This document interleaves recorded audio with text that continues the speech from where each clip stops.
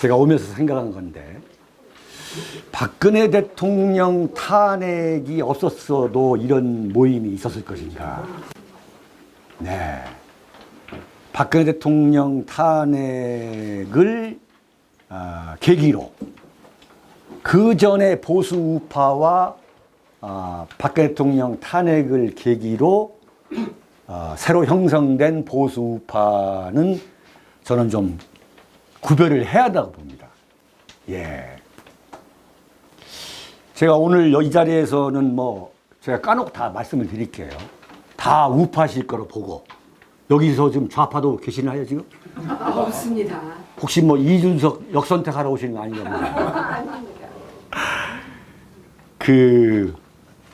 제가 이번 대통령 선거를 하면서 한다기보다도 제가 출마한 게 아니라 참 주의 깊게 지켜보면서, 그리고 그 전에 이제 박근혜 대통령 탄핵을 계기로 태극기 집회에 참 여러 가지로 관여를 하면서 느끼게 된 게, 제가 솔직히 말씀 이 얘기부터 좀 드릴게요.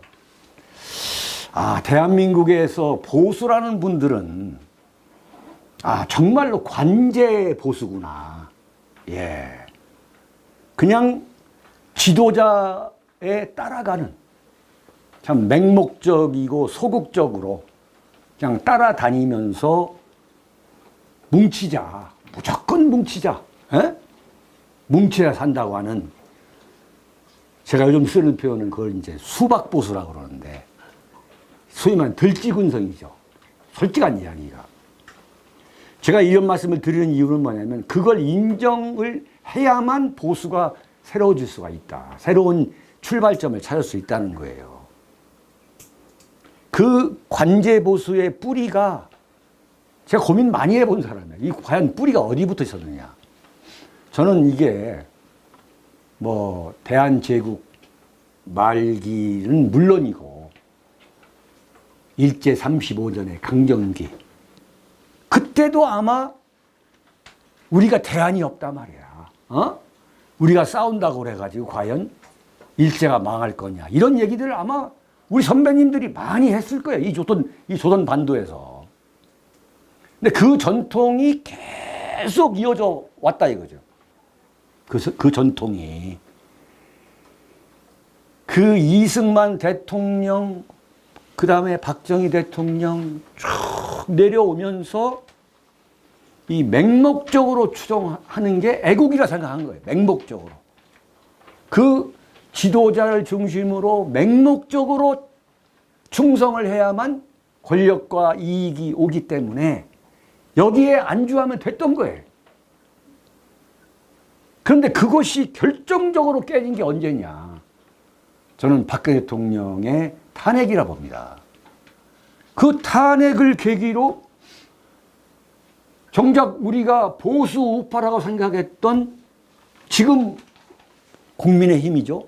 그 새누리당의 그 작자들이 우리가 그럴 리가 없다고 생각했던 박근혜 대통령을 탄핵을 시켜버리는 거야. 그때의 대한민국의 보수들이 굉장히 각성한 거 아니냐. 그래서 그 뿌리가 오늘 주제가 아니기 때문에 제가 짧게 말씀드리면, 거기에서 엄청난 각성이 이루어지면서 오늘 이 자리에 자유소 포럼이라고 하는 자생적인 조직이 생긴 거 아니냐 말이에요. 지금 여러분 오늘 참석하신 면면을 보면 지금 국민의힘이라고 지금 저 여의도에서 정당 차려가지고 하는 이 세력과 지금 오늘 이 밤에 여기에 오신 분들과 내가 볼 때는 우리가 더 압도적으로 경험이나 능력이나 경륜이나 자질면에서 그야말로 국민의힘 밖에 있는 세력이 더 막강하다는 걸, 더 막강한 게 아니고 비교할 수 없는 인재들이 지금 어떻게 보면 방황하고 있으면서 이렇게 지금 부분적으로 조직을 만들어 가고 있다. 그런데 지금 국민의힘은 지금 그 잘난 기득권, 저 국민의힘은 정말 타파해야 될 그 기득권 세력인데 거기서 지금 이렇게 기득권을 쥐고 있기 때문에 거기서 모든 보수의 비극이 시작된 거다.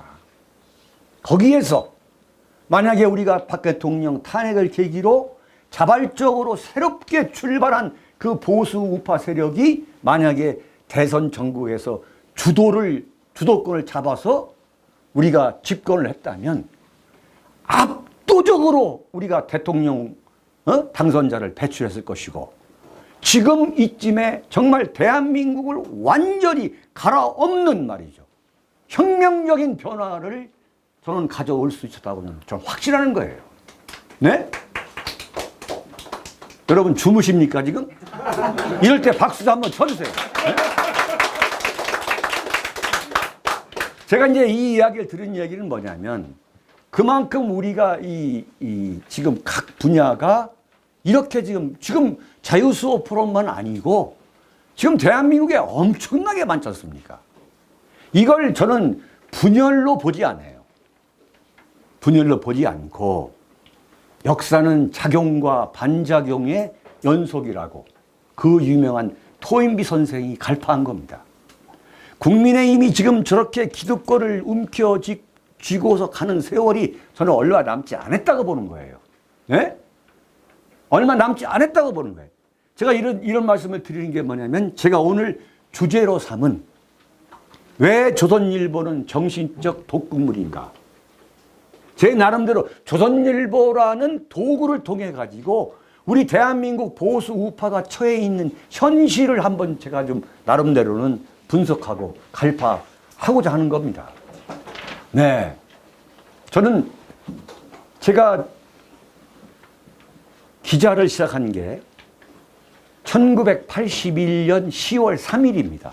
제가 당시에 한국일보 견습 수습 38기로 들어가가지고 영자신문 코리아타임스에서 제가 정치부 기자를 시작을 했어요.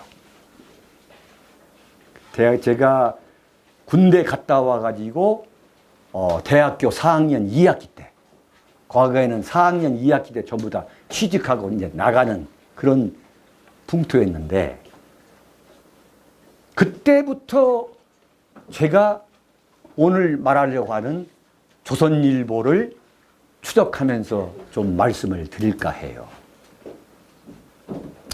제가 한국일보에 들어갔을 때는 당시에 발행부수나 영향력에 있어서 한국일보가 조선일보보다도 앞서졌습니다.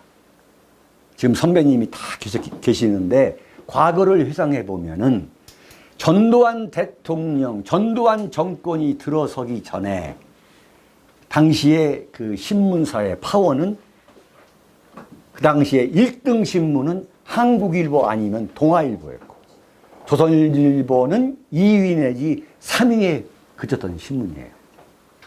왜 이런 말씀을 드리느냐.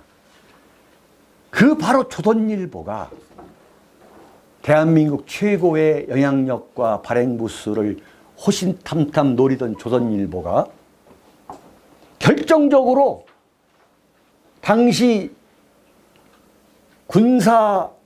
군부 세력이라고 하는 전두환 정권과 손을 잡으면서 조선일보는 정말 획기적인 발전을 하는 겁니다. 획기적인 발전을. 그걸 저는 생생히 지켜봤어요. 조선일보는, 그러니까 제가 1981년 기자를 생활을 시작한 게 전두환 정권의 출발이었어요. 그때 정말 전두환 정권, 이 신군부의 이 집권, 그 집권을 합리화하고 미화하는데 가장 앞장선 언론이 어디냐? 그건 조선일보예요. 그리고 관제 언론 서울신문 또는 경향신문. 그러나 서울신문이나 경향신문은 이게 정부에서 예산을 대주는 언론이기 때문에 국민들한테 설득력이 없었던 거예요. 그러나 조선일보는 정말 입안의 혀처럼 전두환 정권의 앞잡이 언론을 했던 게 조선일보인 거예요.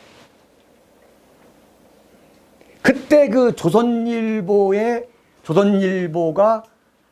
한국일보나 동아일보를 완전히 따돌리고 최고의 발행부수를 차지하는데 결정적 역할을 한 사람이 누구냐? 바로 최병렬입니다. 최병렬 씨입니다. 네, 최병렬 씨가 편집국장을 하면서 정말 전두환 정권의 그 집권에 정말 이 조선일보는 이건 완전히 그냥 민정당 전두환 정권의 기관지였죠. 기관지. 그야말로 프라우다지였죠. 그랬던 조선일보가 이제 완전히 1위를 차지하면서 바로 조선일보가 배출한 그 인물들이 정계에 진출을 하는 거죠. 최병렬, 서청원, 네? 쭉 조선일보에서 한 명 내지 두 명씩 여야로 진출해가지고 그 정치 권력과 조선일보 사이에 가교 역할을 하는 유일한 언론이 조선일보예요. 네. 조선일보 방사장, 그 방회장 패밀리의 의견과 그 패밀리의 이익을 정치권에 전달하고 그 정치권이 그걸 들어주는 대가로 조선일보가 우호적인 기사를 전개하고 이러한 완전한 패러다임, 소위 말하는 유식한 말로 권언유착의 상징적 매체가 저는 조선일보라는 걸 제가 생생히 기억한 거예요. 네, 이른바 권언유착. 근데 이건 서울신문이나 또는 정권이 바뀌어가지고 무슨 예컨대 경향신문이나 당시에 그런 매체가 하는 것보다도 이건 뭐 비교할 수 없을 정도로 국민 여론을 조작하는 데에 있어서 아주 그야말로 프로페셔널했던 거죠. 그래서 우리가 지난 과거입니다만 이른바 5.18 광주 사태에 대해서도 가장 악랄하고 가장 부정적이고 가장 비판적으로 보도했던 게 그건 조선일보였죠. 네, 뭐라고 누가 말하든 간에. 지금 이 방송을 조선일보에서 아마 보고 있을지 모르겠어요. 그리고 저를 명예훼손으로 고소고발할 수도 있어요. 네? 제가 뭐 사실 어떻게 보면 지금 목숨 걸고 사는 사람이에요. 조선일보를 비판한 언론이나 정치인이 사실 몇 명 안 됩니다. 여러분 기억하세요? 조선일보랑 맞짱을 뜬 정치인이 누가 있죠? 김대중, 노무현. 네? 그 다음에 유시민이. 박근혜 대통령도 아닌가요? 그건 좀 나중에 얘기 좀 해볼게요. 맞짱을 뜨지 못했지. 맞짱 뜨다가 그랬으면 나는 뭐 억울하지도 않는데 맞짱도 뜨지 못했던 거죠. 그 다음에 우파에서는 지금 윤창조 하나뿐인 거예요. 사실은. 저는 지금 윤칼세 TV를 제가 하고 있습니다만 저는 매 시간 저는 조선일보에 대한 언급을 합니다. 대한민국의 가장 암적인 존재는 뭐냐? 그건 정치권도 아니고 대한민국을 망치는 가장 암적인 존재는 정치권도 아니고 북한 김정은 집단도 아니고 저는 대한민국 언론이라 보는 거예요. 언론이라 보는 거예요. 저는 언론계에서 제가 81년도에 지금까지니까 41년 차인데 조선일보를 보면은 이건 언론이 아니에요, 정말. 이건 뭐냐면 조선일보를 보면은 조선일보 기자가 자기가 출입하는 그 집단이나 단체나 정당의 감독이고 주전선수고 다 하는 거야, 그냥 완전히. 그게 프로의 눈에는 들어오는 거예요. 네? 예컨대 조선일보가 국민의힘의 무슨 기관지가 아니에요, 기관지가. 과거에는 전두환 정권 때는 이 민정당의 기관지였는데 그게 엄청난 정치적 영향력을 늘려오다 보니까 지금 조선일보의 용산 지점이 뭐냐? 그게 윤석열 대통령 비서실이고, 네? 지금 여의도 이 분점이 국민의힘이고, 나는 그렇게 봐요. 자, 그런데 그 얘기는 나중에 좀 자세히 말씀을 드리고, 과연 조선일보는 언론이냐 정치 조직이냐, 이걸 한번 윤창중 네가 한번 객관적으로 얘기해봐라. 이게. 나는 조선일보는 이건 마땅히 언론이야죠. 네? 근데 그럼에도 불구하고 대한민국의 가장 비극적인 일이 뭐냐? 이건 국가적으로도 굉장히 유해한 거예요. 예컨대 미국이다. 그러면 워싱턴 포스트, 뉴욕 타임스, LA 타임스와 같은 그야말로 국민의 지지를 받는 유력 매체가 있는 거예요. 네? 영국이다. 가디언지다. BBC다. 국민들이 신뢰할 수 있는 매체가 있는 거야. 그리고 그 언론에서 보도를 해서 하면은 그걸 국민들이 신뢰할 수 있는 거예요. 일본도 마찬가지예요. 일본도. 아사히 신문, 요미리 신문, 마이니치 신문, 산케이 신문과 같이 유력 언론이 있는 거예요. 근데 지금 대한민국은 말이에요. 지금 발행부수가 가장 많다고 하는 조선일보가 국민들로부터 절대 신뢰를 받지 못하는 거예요. 절대 신뢰를 받지 못하는 거예요. 지금 말이죠. 여러분들 지금 우리 대한민국에서 가장 신뢰할 수 있는 언론이 조선일보일 것 같죠? 어림없는 소리예요. 그건 정말 보수들이 생각하는 거지. 한 달 전에 영국 옥스퍼드 대학교의 로이터 언론 연구소에서 대한민국의 그 언론사 신뢰도를 조사했는데 조선일보가 제일 꼴찌예요. 조선일보가. 그리고 보수 우파들이 아주 못마땅해 하고 있는 KBS가 오히려 KBS와 한겨레가 신뢰도의 1위입니다. 네. 그럴 줄 모르셨죠? 조선일보가, 발행부수가 많으니까 당연히 조선일보가 신뢰도가 제일 높을 줄 알지만 그렇지 않은 거예요. 오늘 제가 말씀드리려고 하는 것도 바로 그겁니다. 그 하중에 그거예요. 조선일보는 언론이 아닌 거야. 응? 그 조선일보 기자는 그 출입처를 나가보면, 제가 30몇 년 동안 출입처를 나가봤잖아요. 나가보면 그 사람들은 내가 예컨대 무슨 국민의힘을 나간다 그러면 국민의힘의 사실상 오너야, 오너. 기가 막힌 일이 벌어지는 거예요. 기가 막힌 일이. 근데 그걸 말이죠. 그걸 인정하지 못하는, 절대 인정하지 않았던 양반이 누구냐? 그게 박근혜 대통령이에요. 박근혜 대통령. 어떻게 됐냐면, 박근혜 대통령이 1998년에 대구 달성, 지금 살고 계시는 그 대구 달성에 쌍용그룹의 김석원 회장이 초선으로 당선이 됐었어요. 초선으로. 그런데 그 당선이 되고서 출발을 하면서 그때부터 조선일보와의 갈등이 생긴 거야. 박 대통령은 2007년 이명박 대통령과의 그 당시 한나라당 대선 후보 경선 있잖아요. 그 경선 때 이른바 조중동에서 이명박 편을 일방적으로 들지 않았다면은 자기가 대선 후보가 됐다고 믿는 사람이에요. 2007년도에. 근데 저는 이게 합리적 근거가 있다고 보는 거예요. 당시 이명박 대선 후보는요, 위장전입만 13번을 했어요. 위장전입만. 근데 그런 사람을, 그런 양반을 대선 후보로 만든 게 조선일보예요.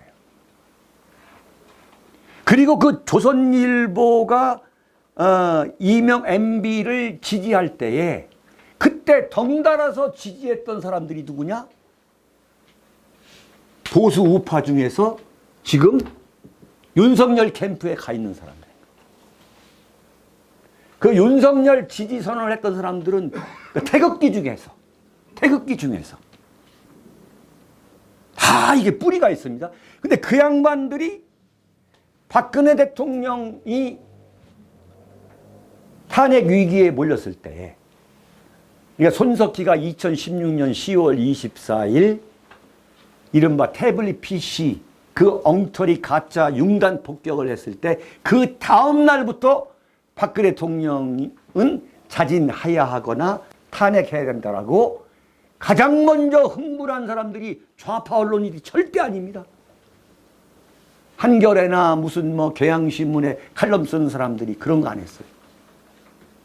이 땅에 보수 우파라고 평생 울고 먹은 사람들이 다 들고 일어났어요. 다 들고 일어났어요. 이른바 보수 우파 논객이라는 사람들. 그게 2016년 10월 24일인데 일주일 안에 완전히 뒤집어진 거예요. 그 사람들이 전부 다. 제가 이름 될까요 정말? 에? 이른바 대한민국에서 보수 우파 논객이란, 입만 열면 안보, 입만 열면 공산화, 대한민국 공산화됐다는 사람들이 가장 먼저 박근혜 대통령을 공격하기 시작한 거거든요. 그러다가 11월 4일, 11월 6일 서울역 앞에 태극기가 나오면서 태극기 세력이 막 눈덩이처럼 커지니까 어느 날 갑자기 연단 위에 올라가가지고 마이크 잡고서 박근혜 대통령 탄핵은 안 된다. 하야에서는 안 된다. 진북, 전북 빨갱이들이 지금 박근혜 정권을 무너뜨리려고 한다. 내가 그걸 똑똑히 봤어, 내가 그걸. 그 사람들이 막 태극기 집회 막 이것저것 막 하다가 윤석열이가 그야말로 검찰총장에 물러나지 않은데도 불구하고 그때부터 윤석열이다. 대안이 없는 거 아니냐. 윤석열이다. 근데 결국 그들에 다 들러붙더라. 이 얘기를 이제 왜 하냐면 박근혜 대통령이 결국은 탄핵을 당한 것에 여러 요인이 있는데 그 중에 결정적인 것을 우선순위대로 꼽으라면 이건 뭐냐? 조선일보와의 갈등이에요. 조선일보의 불화예요. 그러니까 그래가지고 2007년에 대선 후보를 뺏긴 거예요. 그래가지고 2012년에 한나라당 대선 후보가 됐는데 박근혜 대통령은 내가 볼 때는 직접 들은 건 아닙니다만 그때 언론인으로서 관찰한 저의 소감은 뭐냐, 결론은 뭐냐. 조선일보가 아니었으면 더 압도적으로 대선 후보가 될 수가 있었다. 그리고 대통령 선거가 끝나고 나서도 조선일보한테 내가 신세져가지고 대통령이 된 게 아니다. 그게 역력한 거예요. 그런데 그것을 조선일보가 가만히 두겠어요? 그걸, 과거 전두환도 간을 빼먹은 조선일보인데. 그런데 박근혜 대통령이 당시에 그 박근혜 대통령 주변 친박계 참모 얘기를 들어보면은 절대 조선일보하고 타협을 안 했다는 거예요. 네. 절대 안 했다는 거예요. 그러면 대통령이 됐을 때에 막말로 조선일보를 손을 보던가 화끈하게 아니면은 조선일보하고 완전히 밀월 관계를 맺어가지고 지금 윤석열 정부처럼 모든 기사를 다 먼저 주잖아요. 지금 보면은 모든 중요한 기사는 조선일보를 통해서 먼저 언론 플레이가 돼요. 그러면 조선일보의 그 언론계에서 입지가 이제 높아지는 거야. 조선일보에. 그러면서 중앙일보에, 조선일보에 5개 주면 중앙일보 3개, 동아일보 2개, 국민일보 1개, 또 한겨레한테 또 뭐 1개, 이런 식으로 아주 언론 플레이의 귀재인 거야. 이 소위 말 윤석열 정부는. 그거 하나는 탁월해, 정말. 그건 여담입니다. 뭐냐면 그 바로 윤석열 대통령과 실세들이 과거 특수통 검사를 하면서 이른바 여론재판. 이거에 아주 이골란 사람들이기 때문에 전부 다 그렇게 하는 거예요. 윤석열 대통령이 그 후보 때도 보니까, 그러니까 작년 6월 29일 윤봉길 기념회관에서 공식 정계 입문 선언을 하기 전부터 가만히 보면 기사를 이렇게 나눠주더라고. 기가 막힌 거예요. 근데 이걸 그렇게 못하겠다는 거예요. 제가 인수위 대변인, 그러니까 박 대통령 첫 번째 당선인 수석 대변인, 인수위 대변인, 청와대 대변인을 하는데, 박 대통령은 조선일보든 무슨 언론이든 간에 어떤 페이버를 준다는 생각 자체를 못해. 안 해. 안 하는 거예요. 그런데 제가 이제 수석 대변인이 됐는데, 제가 첫 번째 한 이야기가 뭐냐면, 그때 인수위원회 출입기자가 1000명이었습니다. 1000명. 어마어마하게 들어온 거예요. 그러니까 그 당시 문재인, 안철수, 박근혜 이 세 캠프에 출입했던 300명씩 출입했던 기자들이 저 삼청동 그 금융연수원 그 인수위 그 강당으로 1000명이 오죠. 1000명이. 그 1000명이 왔는데 그 1000명이 이제 기사를 달라는 거죠. 대변인이나 한 사람한테. 그때 제가 선언한 게 뭐냐면 특정도 낙정도 없다. 네. 특정도 낙정도 없다. 제가 정말 대한민국 언론계를 완전히 제가 개혁하겠다는 생각을 한 거예요. 네. 특정도 낙정도 없다. 내가 대변인이 있는 한 특정도 낙정도 없다. 그랬는데 조선일보 기자, 그 기자들이 저한테 협박을 하는 거예요. 어떻게 조선일보가 다른 인터넷 매체까지 다 왔잖아요. 어떻게 조선일보가 인터넷 매체와 똑같은 대접을 받느냐. 노골적으로. 왜 우리한테 기사를 안 줬냐.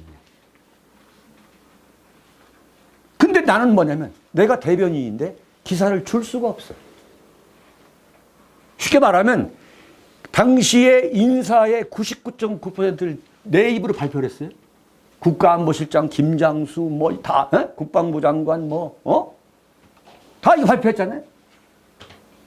그런데 예컨대 대통령 스스로가 나를 불러가지고 이거 조선일보 주세요. 동아일보 주세요. 이렇게 흘려야 될 거 아니에요. 근데 그런 공작적 생각, 언론을 공작적으로 관리해야 된다는 생각은 요만큼도 없는 거예요. 그냥 명단을 주는 거예요. 그냥 명단을.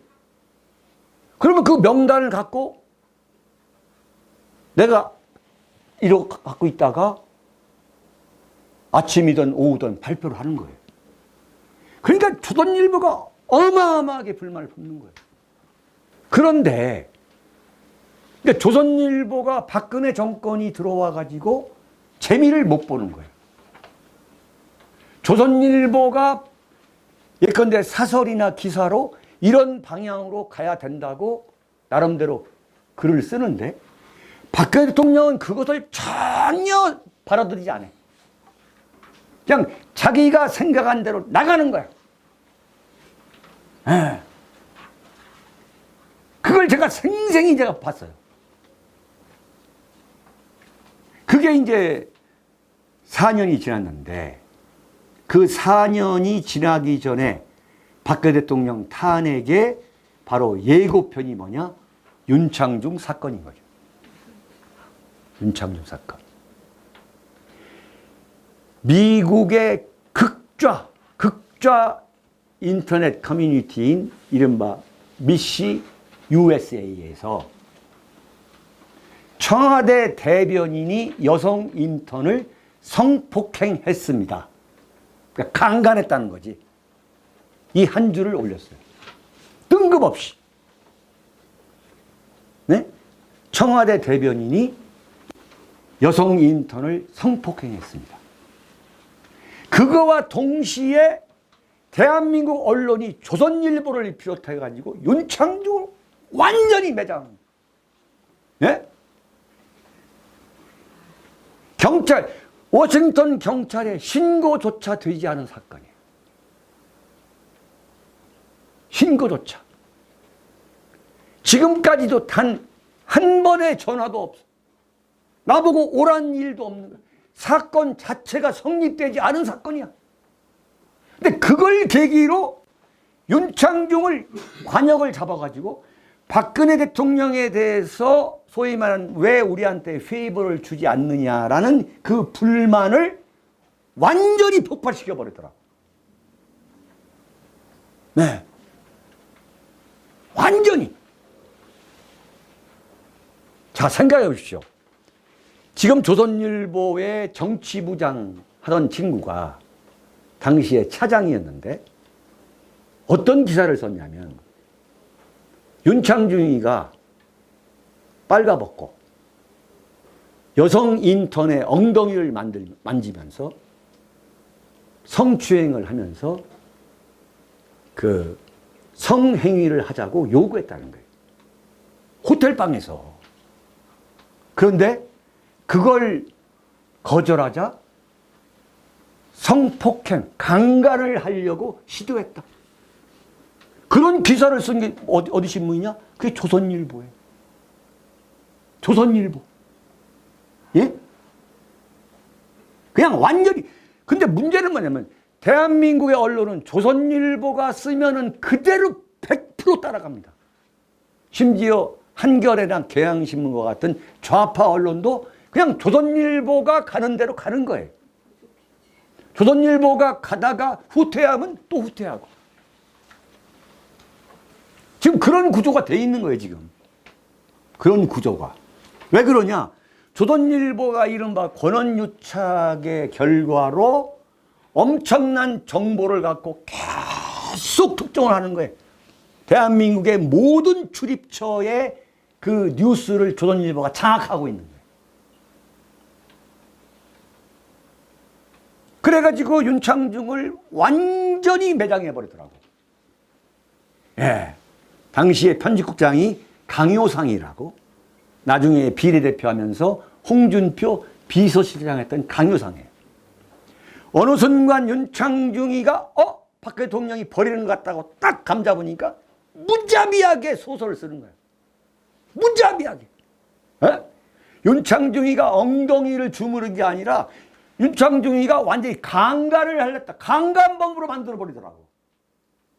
여러분, 강간범을 만들었으면 내가 강간범이면 지금 여기 지금 자유수호 포럼에 와서 지금 이렇게 지금 유튜브 방송하면서 지금 내가 방송할 수 있겠어요? 그게 조선일보인 거야. 그게. 근데 지금까지도 사과 한마디 없는. 자, 제 얘기를 하니까 설득력이 떨어질지 모르겠습니다만 박근혜 대통령 탄핵 때 조선일보가 어떤 내용을 보도했죠? 여러분들 지금 박근혜 대통령에 대해서 그 알고 있는 정보라든가 그 부정적인 그 정보가 머릿속에 들어있는 것에 99%가 뭐냐? 조선일보를 통해서 다 들은 거예요. 그렇지 않습니까? 네? 박 대통령 탄핵의 그 출발점 중에 하나가 뭡니까? 최고식 칼럼 아니에요. 박근혜 대통령이 세월호 7시간 동안에, 그 7시간 동안에 외간 남자와 미래를 했다는 그 소문이 지금 뭐 증권가든 정가이든 간에 파다하다. 이 진실을 밝혀야 된다. 바로 그거 아니에요.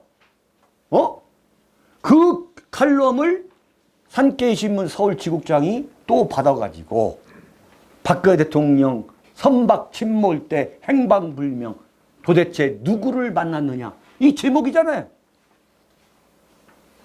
근데 지금 박근혜 대통령이 국정농단을 했다고 하는 아무런 증거가 없는 거예요. 네? 자, 얼마 전에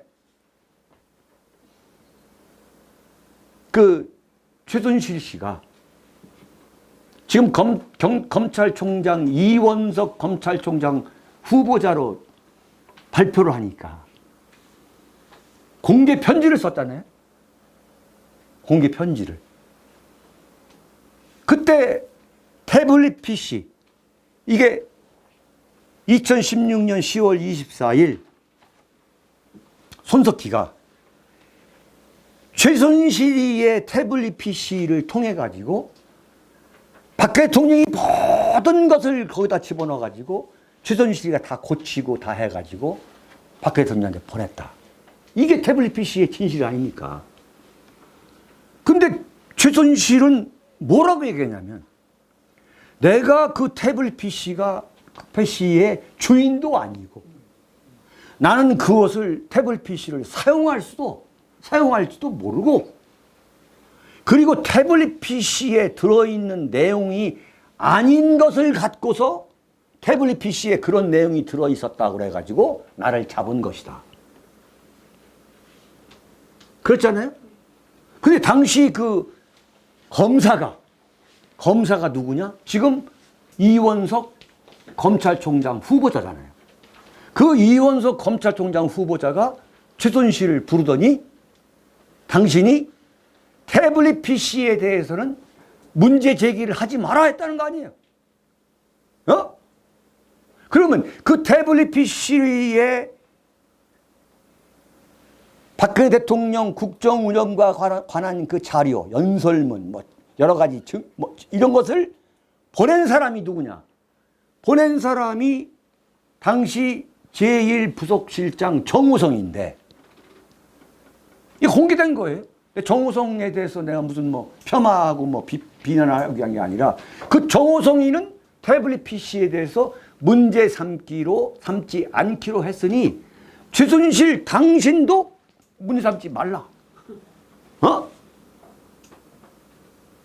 최순실이가 좀 얘기하고 있는 거예요. 나는 태블릿 PC의 주인도 아니고, 내가 태블릿 PC를 사용할지도 모르고, 그리고 태블릿 PC에 들어있는 내용도 그런 게 아닌 어마어마한 많은 내용이 태블릿 PC에 들어있는 것처럼 그게 돼 있던 건데, 탄핵의 출발점이 태블릿 PC였는데 그것에 대해서 문제 삼지 말라고 하는 사람이 어떻게 검찰총장이 될 수가 있느냐. 지금 그거라는 말이에요. 그렇잖아요. 그 다음에 박 대통령 탄핵의 한 축이 국정농단 사건이잖아요. 또 한 축이 뭐냐? 세월호 7시간이잖아요. 세월호 7시간 동안에 박 대통령이 무슨 구술했다, 무당을 봐서 구술했다, 그 시간에 무슨 마약을 했다, 무슨 성형수술을 했다, 온갖 루머가 다 퍼졌잖아요.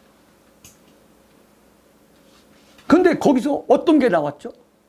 단 한 가지도 사실이 아니잖아요. 문재인 정권이 정권을 잡아가지고 가장 먼저 한 게 뭐냐면 바로 세월호 7시간이 과연 그때 박 대통령이 무엇을 했느냐 라는 걸 샅샅이 뒤졌는데 거기서 단 한 가지도 사실인 게 밝혀진 게 없는 거예요. 근데 그 내용을 조선일보가 다 보도한 거야. 다 보도한 거야. 심지어는 뭐냐? 문재인이가 5월 10일 바로 청와대에 들어오지 못한 것은 박근혜 대통령이 관저 안에 사방팔방으로 거울을 만들어가지고 벽에다 거울을 붙여가지고 그걸 떼어내느냐고 문재인이가 그 관저 입주를 늦게 했다. 이런 칼럼까지 쓴 게 누구야? 그 최보식이야, 최보식. 그래가지고 완전히 박근혜 대통령을 그야말로 쑥대밭을 만들어 놓은, 폐인을 만들어 놓은 난도질한 거 아니에요.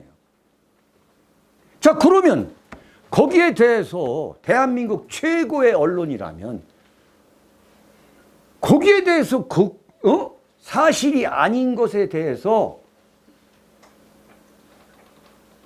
사실이 아니다고? 자, 그러면은 지금 우리가 G10에 들어가는 경제 대국이라 하는데 이런 억울한 일이 왜 생기냐 이거예요. 윤창중이가 청와대 대변인은 그렇다 하자 이거야. 아니 대통령까지도 가짜 뉴스로 파면을 당하는 그 신세가 된 거 아니에요. 그러면 그 진실이 밝혀져야 될 거 아니에요. 그러면 그 진실이 밝혀지지 않는 그 책임에 언론을 선도하는 조선일보의 책임이라는 건 그건 엄청난 거 아니겠어요? 근데 조선일보는 지금 눈 하나 까다가지 않잖아요. 지금 박 대통령이 지금 대구 달성에 가가지고 3월 24일 내려가가지고 지금 4, 5, 6, 7, 8, 9, 6개월이 됐는데 여러분 조선일보를 보시면서 박 대통령 기사를 볼 수가 있어요? 없잖아요. 아주 박근혜 대통령 시절에 거기에 참여했던 인간들은 아예 그냥 없는 걸로 만들어버린 거예요. 없는 걸로. 그러니까 보세요. 친박의 어느 누가 지금 조선일보에 나오죠? 유일하게 딱 한 사람이 나와요. 그게 누구냐? 김재원이. 윤석열이가 괴물이던 악마던 무슨 상관이 있느냐? 응?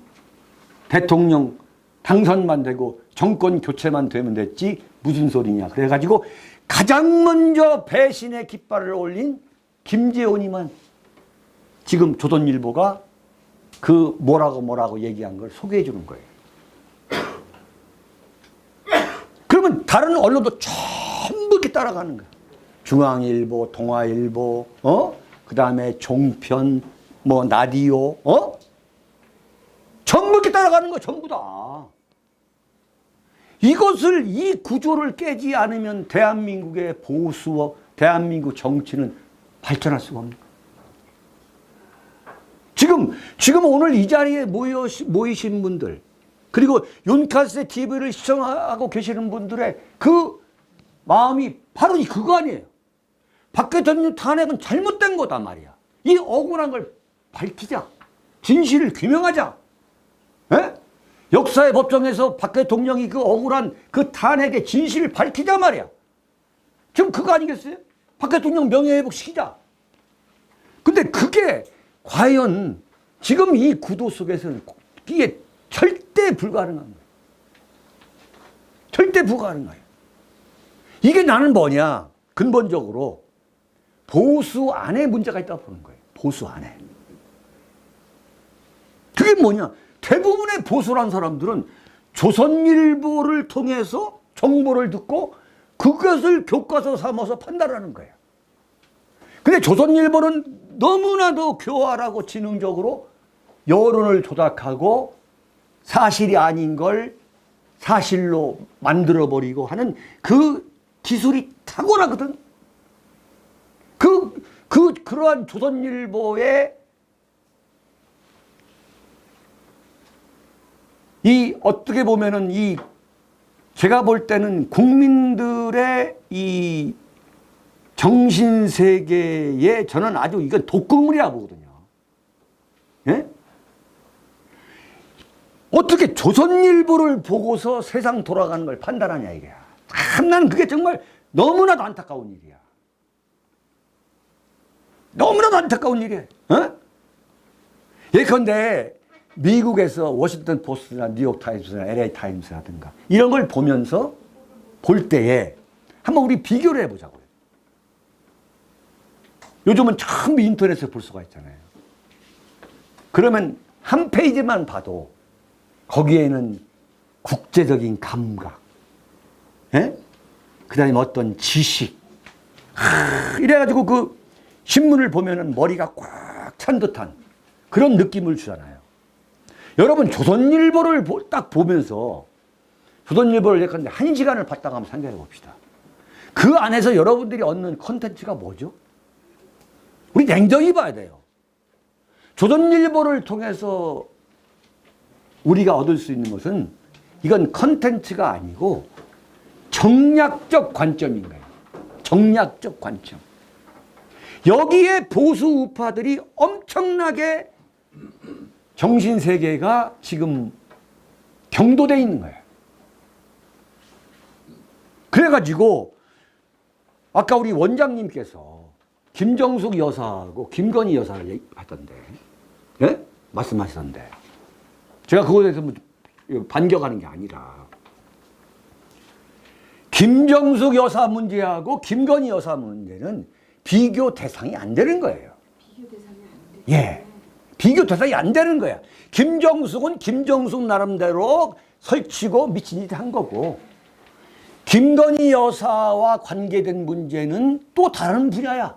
뭐 논문, 팔찌, 뭐 목걸이, 뭐 발찌, 그다음에 뭐 코바나 콘텐츠, 뭐 문제, 뭐 한남동, 뭐 리모델링 문제, 뭐 무슨 건진법사, 종류가 달라요.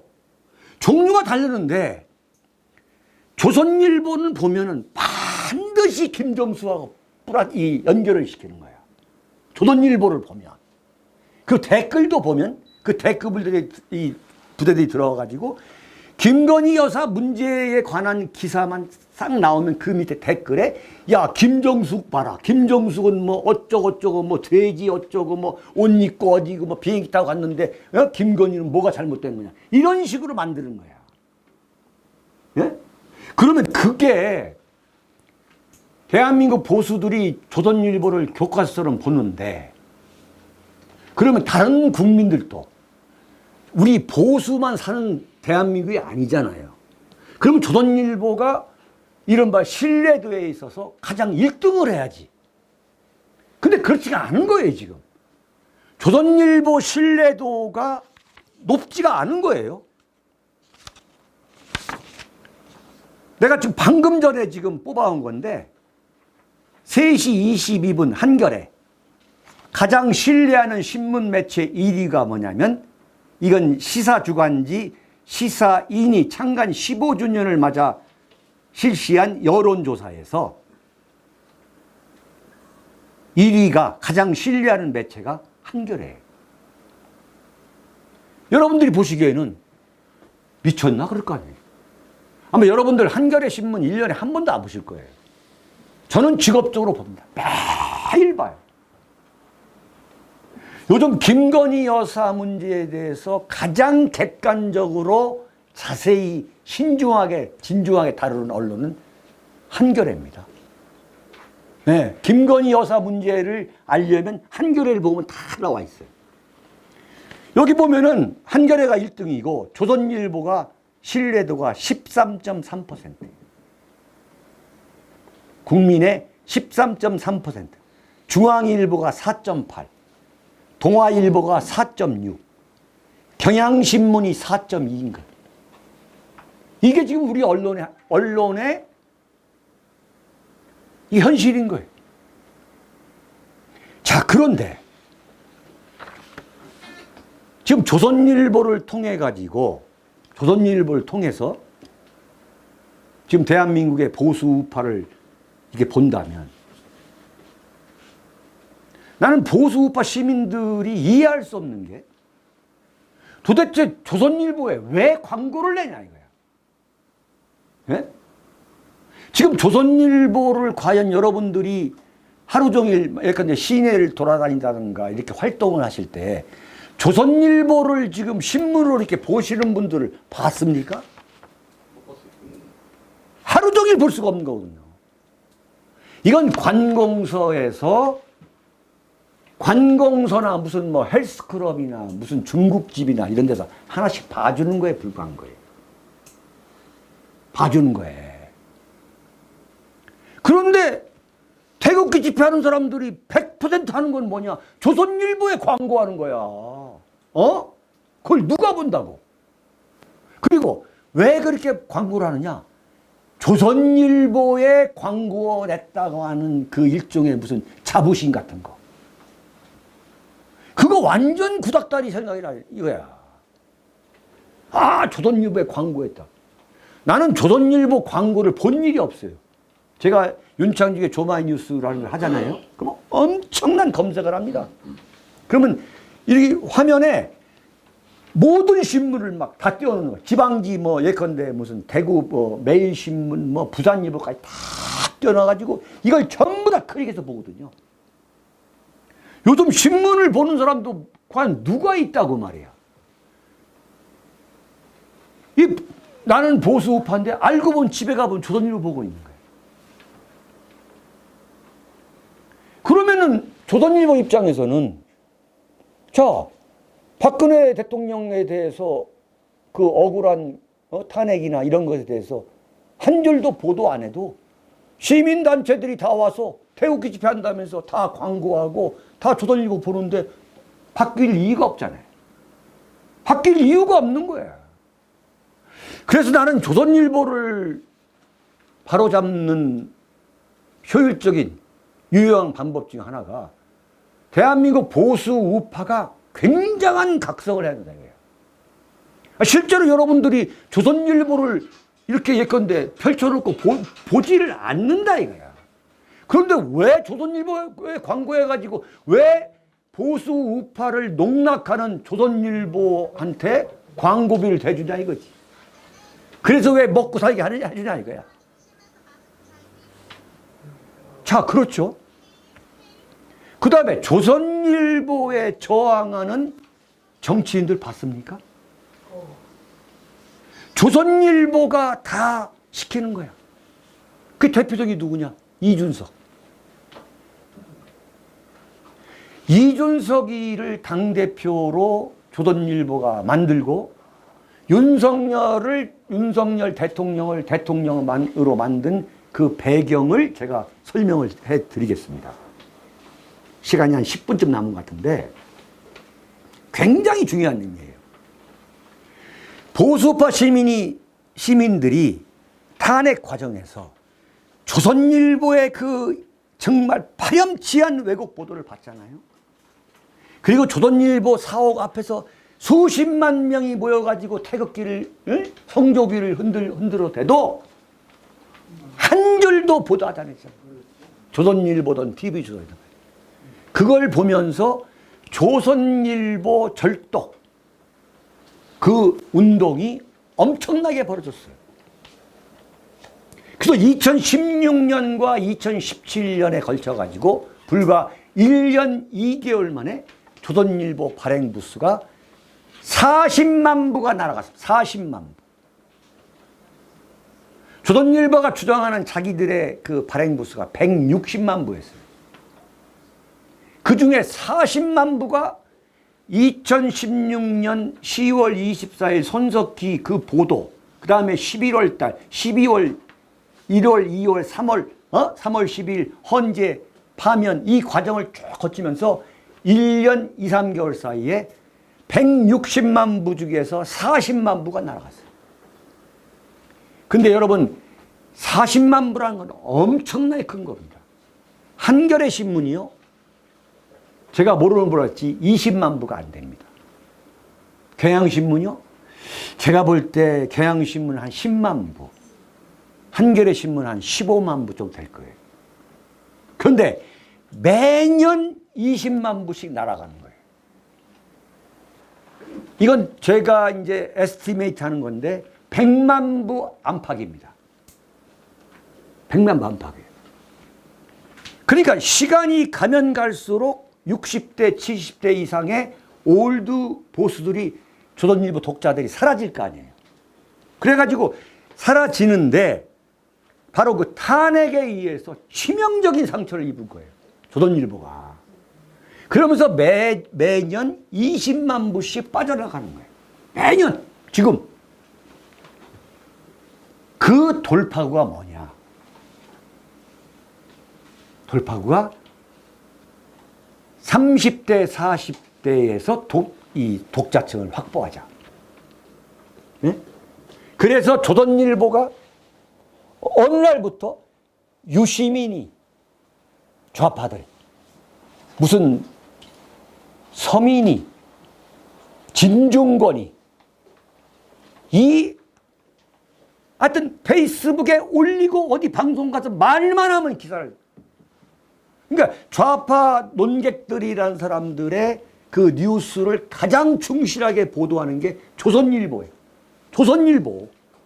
오히려 한겨레나 경향신문보다도 더 스피디하고 더 충실하게. 그래서 이제 소위 말하는 30대, 40대, 50대로 독자층을 찾자 이거예요. 돌파구를. 어? 그 찾으면서 결정적으로 정치인을 그런 인물로 선정해가지고 바람을 일으키자 라는 구상의 일환으로 조선일보의 이 타깃에 들어온 게 누구냐? 바로 그게 이준석인 거예요. 네. 지금 이준석에 대해서 조선일보가 쓰는 그 보도를 보라고 해, 정말. 이게 무슨, 그야말로 이게 무슨 신문이, 이런 신문이 있는 거예요. 이준석 문제의 본질이 뭐예요? 성상납 아니에요. 성상납을 받았느냐 안 받았느냐, 막말로 네가 했느냐 안 했느냐, 그리고 너는 왜 김철근을 통해 가지고 피부과에 7억 원짜리 각서를 써줬느냐, 왜? 이른바 증거인멸 교사 혐의잖아요. 이게 본질인 거예요. 이게 본질이야. 근데 이 성상납 의혹이라고 하는 파렴치한 범죄를 지금 뭐냐? 윤핵관이 이준석을 제거하려고 하는 정치투쟁 그 프레임으로 만드는데 가장 앞선 게 어디냐? 그게 바로 조선일보인 거야. 끊임없이 이준석 편을 드러나. 끊임없이. 에? 네. 조선일보가 이준석에 관한 사설을 쓴 적이 한 번도 없는 거예요. 조선일보 어떤 기자가 이준석의 그 본질적 문제에 대해서 한 번도 언급한 일이 없어요. 참 기가 막힌 거예요. 그러면 조선일보가 그러면 심지어는 한겨레 신문까지도 그걸 따라가는 거예요. 본질은 그게 아니잖아요. 본질은. 심지어는 지금 보수 우파 논객이라는 사람들 중에 이준석을 어마어마하게 편드는 또 그 논객들이 있어요. 그 사람들은 뭐냐? 이준석이가 부정선거가 아니다고 얘기했다는 거예요. 그래서 이준석이가 옳았다는 거예요. 그래서 이준석을 어마어마하게 지금 빨아대는 소위 말하는 논객들이 있습니다. 조선일보가 지금 그런 돌파구를 찾는 거라. 그래도 보세요. 진중권이도 그러고 무슨 서민이 칼럼이 조선일보에 연재되고 있잖아요. 이게 유시민이 칼럼이 이렇게 유시민이 이야기가 많이 나오느냐, 어떻게 진중권이 얘기가 많이 나오냐 라는 문제의식을 가져야 되는데,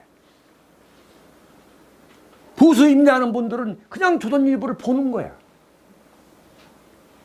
조선일보가 상업적 목표를 위해서 좌파 독자를 개척하기 위해 동원한 인물이 바로 누구냐? 그게 이준석이에요. 그게 윤석열이고. 근데 이 상업적 목표, 그 목표와 또 다른 게 뭐냐? 조선일보가 참 대한민국 현대 정치사에서 결코 용서할 수 없는, 네? 범죄라고 해도 부족한 행태를 저지른 게 뭐냐? 그게 박근혜 탄핵 아닙니까? 박근혜 대통령 탄핵인 거예요. 이걸 숨기기 위해서, 이걸 숨기기 위해서 모든 걸 다 하는 거야. 나는 윤석열 대통령을 조선일보가 대통령 후보로 만들어서 대통령을 시켜야 되겠다라고 그 결정한 근본적인 배경은 뭐냐? 박근혜 대통령 탄핵을 아예 묻어버리자. 그러기 위한 정략이라고 나는 100% 확실합니다. 그래서 그렇게 넘어가고 싶은 거예요. 그렇게 해서. 에? 그렇게 해서 넘어가는 거예요. 그러니까 참 어떻게 보면 이건 참 보통 심각한 문제가 아니죠. 대한민국 국민이 정통 그야말로 유력 언론 매체를 갖고 있지 못하고 있다는 거. 제가 뭐 조선일보가 과거에 뭐 친일 신문이었다, 이것까지 건드리고 싶지 않아요. 그러나 분명히 조선일보가 일제 35년 동안 얼마나 지능적으로 친일 앞잡이를 했는가는 우리 국민들이 다 아는 거 아니에요. 연세가 있으신 분들은. 저는 요즘 조선일보가 하는 걸 보면서 야, 저자들이 일제강점기 동안에 어떻게 친일 행위를 했을 것인가 라는 그러한 연상도 해보게 돼요. 그래서 분명히 이 기존의 올드 미디어를 대체할 수 있는 이 보수 우파의 매체가 나와야 되는데 그런 시민적인 운동이 있었잖아요. 그게 소위 말하는 무슨 마이크 아닙니까? 네? 무슨 마이크인데. 그렇게 하려면은 일단은 구성원들이 굉장히 실력이 있어야 돼요. 조선일보 기자를 압도할 수 있는 실력과 그 다음에 어떠한 외부 압력에도 흔들리지 않는 이 소신과 절개 그리고 자기 철학이 있어야 되고 그 다음에 그것을 뒷받침할 수 있는 재정이 있어야 돼요. 근데 무슨 마이크라는 것이 아주 무참하게 지금 무너져 버렸잖아요. 그걸 보면서 아, 참 이렇게 되는구나 라는 걸 다시 한번 절감하게 되는데 그러나 저는 이제 이런 낙관을 하게 됩니다. 제가 뭐 의도적으로 제가 낙관하는 게 아니라 과연 이렇게 보수의 이 자가당착이라는 거, 조선일보 문제를 비롯해 가지고 보수가 갖고 있는 여러 분야에서의 그 모순이 과연 이게 언제까지 지속될 거냐? 언제까지? 저는 그렇지 않을 거라고 봐요. 제가 40년 정치부 기자를 하면서 절감하는 게 뭐냐면 그러한 아주 혁명적인 사변적인 변화라는 게 이런 이제 내부 모순이나 그 자가당착을 놓고 이렇게 이 내부 토론을 하다 보면 어느 순간 벼락처럼 오더라 이거야. 어느 순간. 저는 솔직히 말해서 개인적으로 이 보수의 모순을 여기부터 여러분 생각이 좀 다를 수가 있어요. 보수의 모순을 일거에 해결할 수 있는 방법은 딱 하나다. 그건 뭐냐면은 불행히도 실패한 박근혜 대통령이 이른바 탄핵의 진실 규명 그 작업에 힘이 붙어가지고 그게 성공하게 된다면 엄청난 변화가 올 거다. 엄청난 변화가. 근데 그 변화가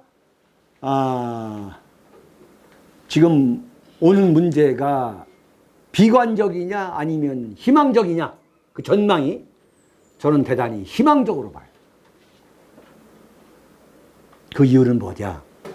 앞에 처음 제가 말씀을 드렸습니다마는 바로 오늘 같은 이런 모임이 지금 자유수호 포럼을 비롯해 가지고 대한민국에 서울은 물론이고 경기도 무슨 대구 부산 엄청나게 많다는 거예요.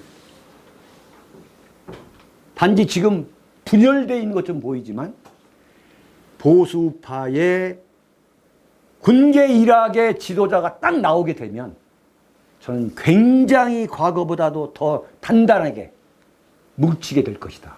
그래서 그야말로 굉장히 짧은 기간 내에 대한민국 자체를 완전히 갈아엎어버릴 수 있는 그런 계기가 온다고 보거든요. 따라서 지금 윤석열 정권의 그 출범으로 인해서 우리가 겪고 있는 이 정신적인 고민과 스트레스, 불만이라는 것도 저는 과도기적인 걸 봅니다. 그리고 윤석열 정권도 결국 과도기에 불과하다. 과도기 정권에 불과하다. 저는 그런 생각을 하게 되지요. 워낙 지금 이 오디언스 청중들께서 참 대단히 높으신 참 수준이라 가지고 제가 사실 말씀드릴 때 조금 헤맸어요. 네. 헤맸고 이걸 또 그렇다고 뭐 제가 뭐 원고를 갖고서 말씀드릴 수도 없고 참 중언부언을 했습니다만 여러분들의 그 귀중한 시간 제가 참 낭비하게 한 것은 아닌지 그런 걱정도 하게 됩니다. 어쨌든 간에 오늘 제가 좀 말씀드리려고 한 것은 거의 말씀드렸다고 말씀을 드리면서 여러분 감사합니다.